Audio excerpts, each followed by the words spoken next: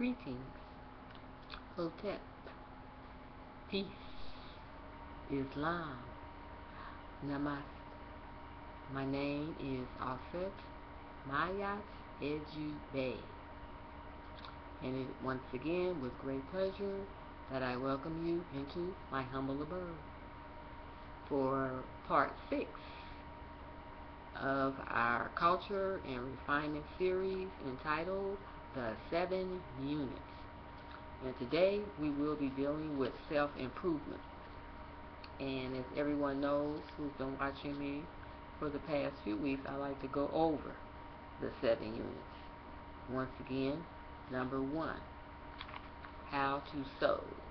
Unit number 1, how to sew. How to take a piece of beautiful fabric and create a design, something for yourself that you may want to wear, for your husband, family member, your child, or something for your home. How to sew, to show your creative side. Point number 1, how to sew. Number 2, how to cook. Now we know that the country is in a healthy mode and more people are trying to recreate their diets. We'll be talking a lot about how to cook some healthy meals for yourself and for your family. How to cook. Unit number 3, how to clean, how to take care of your home. As the old adage or proverb goes, cleanliness is next to godliness, and that is very important, how we keep our homes, because that does reflect who we are as women, individuals, men, how we reflect, all of us, how we reflect ourselves on how we clean. That's very important. It's a spiritual, mental, and physical thing, cleaning. And it's very true. Cleanliness is next to godliness. I know myself, when I clean, I feel very good about it. And to actually know that I put the time and effort to keep my home clean. Very important. Point number 4, how to take care of children. Now that's the most important one for me as an educator. I'm sure everybody agrees. Children are very important, whether they're our own children, grandchildren, community. I mean, we all have a duty some way or another as far as the children are concerned. Children are very important. How to take care of children. Point number 4. Point number 5, how to take care of your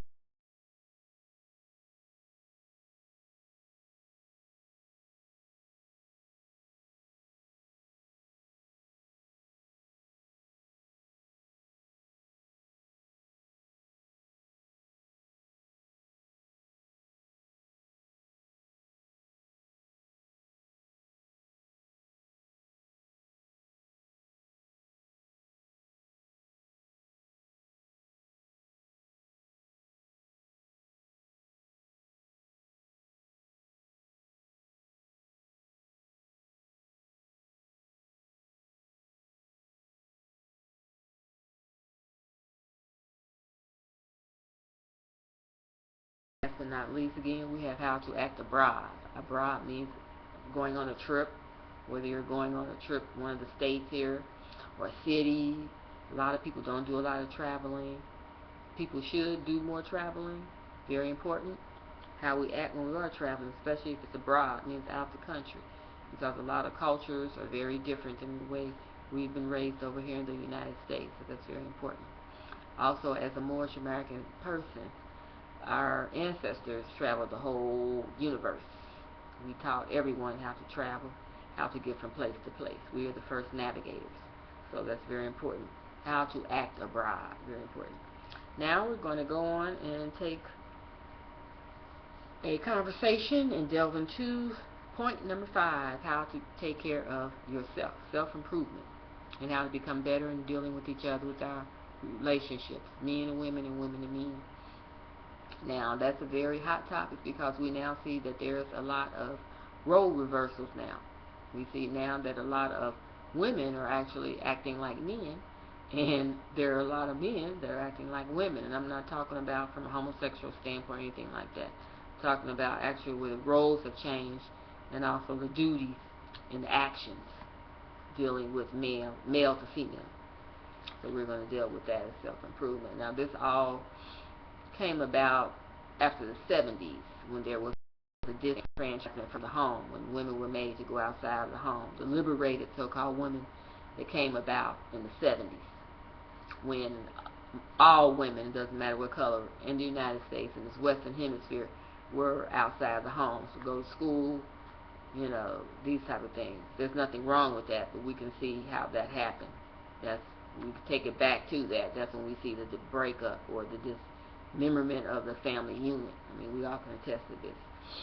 So, we want to take it from that standpoint. And so now it's evolved from that time. It's been like, 40 years now since that time. And we can actually see where it's actually taking place right under our noses. Now, we see this can be attributed to a lot of things. And one of the things I'm going to talk about today is about smoking. Smoking, they're saying now, I read an article last week on mail.com. They're saying now that a lot of women are taking on male characteristics due to smoking. And I said, oh, this is very, it got my attention. So I said, let me read this. It was on mail.com last week. And I said, I really have to share this with my viewers. And what they were saying is the researchers that did the study all across the nation of men and women, they're saying now that women are taking on the characteristics of men, and one of the ways that they're doing that is due to smoking. They're saying by men, it's more women now that are smoking than men. And by them taking on this characteristic, for whatever reason, they started smoking, like because of stress, whatever, they in jail, got locked down, whatever, nervousness, dealing with things like that throughout the home. They're saying that in itself is one of the factors that have caused women to actually evolve into acting more like a male as far as the characteristics. So more aggressive. By that I mean more aggressiveness we see in women now. We see, I don't watch a lot of television, but I know with a lot of the reality shows, there's a lot of females fighting.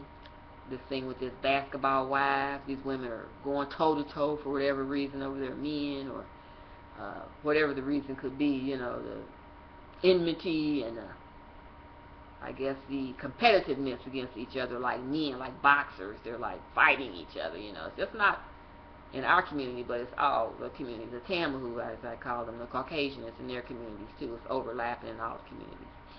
So we can see this, the fightings and things like that. It's a lot of. I saw it on the train last week. I saw this woman. She actually got up in her man's face and stood up. And I said, I was sitting in the back. I was like, oh, look at this. She actually like challenged them. They were arguing, and she kind of like calmed down when she saw the guards came by, down the trains. They show, they have police or whatever that come on there, and there's disturbance. They have cameras, and then she kind of calmed down then.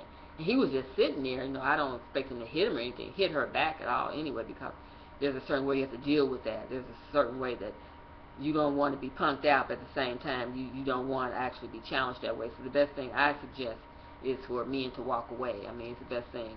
He couldn't get off the train, I guess, but it was good that guard walked up there like that to calm her down. And if it's just like that, I suggest if it happens like that too much, you don't even need to be with that person. I mean, a lot of people say, well, I need to be with him, because, or her, or whatever, because they're such this type of person. They're not really like that. But I say if that's happening too much, then you need to take some time out for yourself to actually get abreast of this and see what's going on. And a lot of this also is attributed to a lot of women in single-parent homes. There are no men present. And a lot of women have not been raised without fathers. And I think that is a very contributing factor as well. I myself, I was, full of bliss because my father basically raised us. My mother died at a young age. And so my father, he raised us. He's a strong so-called black man. He raised us. And I think that determines my characteristic right now as a strong woman because of him. He played a big role with my mother passing away like she did.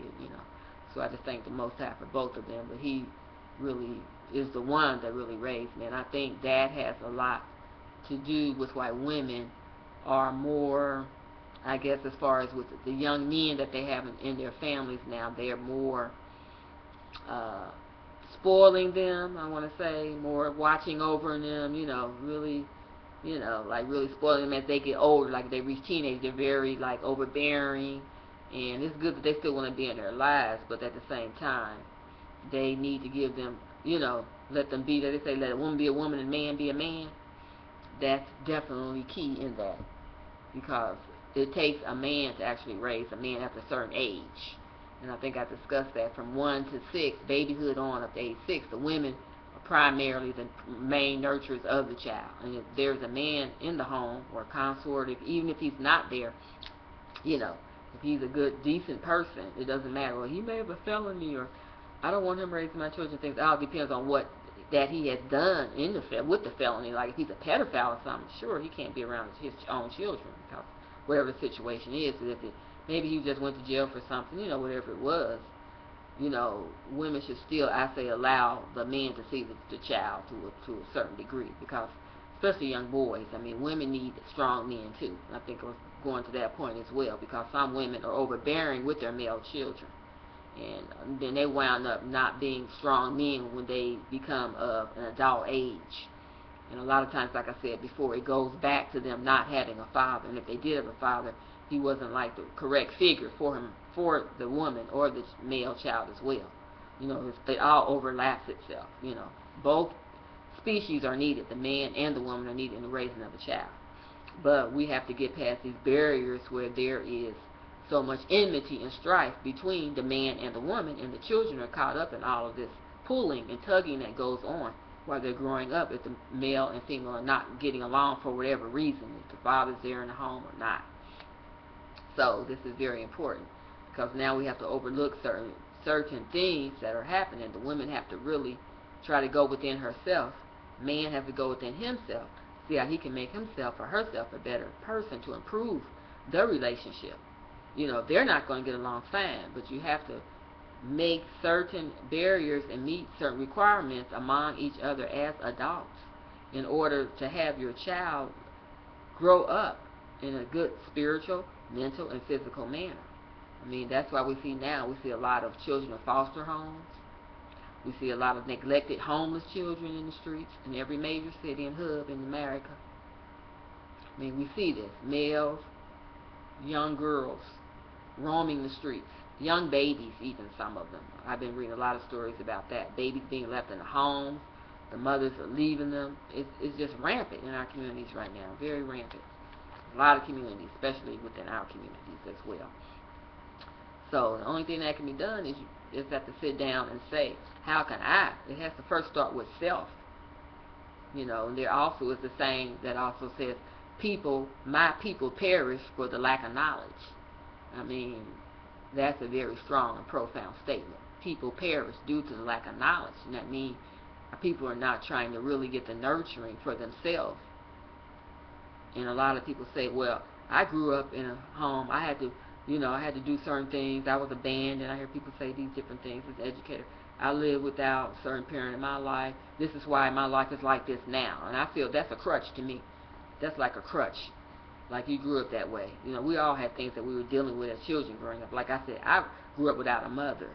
You know, I grew up without a mother. My father raised all 5 of us. You know, we had our ups and our downs, but we made it through. So I thank the Most High for that. And I don't want to be going around saying, well, I have no mother, so that's why this and that. I mean, there are certain things that I had to grow into to the fact that I didn't have a mother. But at the same time, I feel that I had a sufficient balance within my life because my father stayed with us. I mean, he was a strong man as well, and he played the role of the mother and the father. So at the time when my mother died, I was like almost 11. So I had already been shaped and fashioned by my mother from the age of 1 to 6, even though none of us wanted to see her pass away the way she did due to illness. But it was one of those things. And so I could have gave up on my life back then and said, well, I don't have no mother. I'm going to run the streets. You know, there were certain things I could have did, but I told myself, as I made a pact with myself, because I was the 4th child, and I said, I'm not going to run these streets. You know what I'm saying? I want to go to school. I'm going to raise and get myself, keep myself on point. My father was there, like I said. He would go to work. I could have ran the streets. Me and my younger sister, my other brothers, they were already out the house. My sister and brothers, they were already gone to college, things like that. So it was really me and my sister. I had to raise her as well, So, that's all I'm saying. Sometimes people just get too caught up in that type of thing about what happened to them. So we're going to go on to part 2 probably because it's kind of lengthy. I'm going to have to break this down in 2 parts. So I'll be back to continue the discussion. And then I'll see you on the other side here in a few minutes. Keep listening. Peace.